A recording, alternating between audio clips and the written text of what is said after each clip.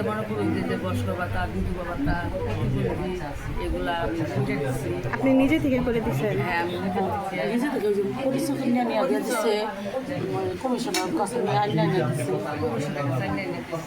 আমার ভালো লাগে। আমার ভালো। অবশ্যই এটা মানুষের যে প্রতিবন্ধী বস্ত্র ভাতা করে দিচ্ছে, মাসে খাবার পেতেছে না, ওরা আমি করে দিচ্ছি। দাম প্রয়োগ করি, এটা আমার সবচেয়ে ভালো লাগে। সাহায্য করতে আমার ভালো লাগে। অবশ্যই ভালো লেগেছে, কারণ দেখা যায় যে আমরা সবসময় কথা বলে একটা ফর্মালিটি চলে আসে।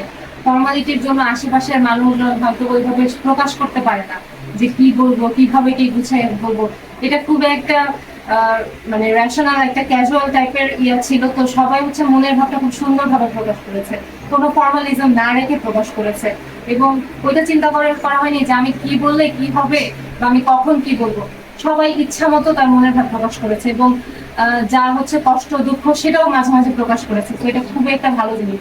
আমি শুনলাম আমির ভাইয়ের কথা, আমির ভাই সুন্দর, তো আমির ভাই আমাকে উৎসাহ দিল ভালো কাজ করার জন্য। শুনতে চাইলে আমি বলতে পারি না, কোনো সুযোগ পাই না, বলতে পারি না। এটাই আমার খুব ভালো লাগছে। যেমন আজকে এটা ভালো লাগছে।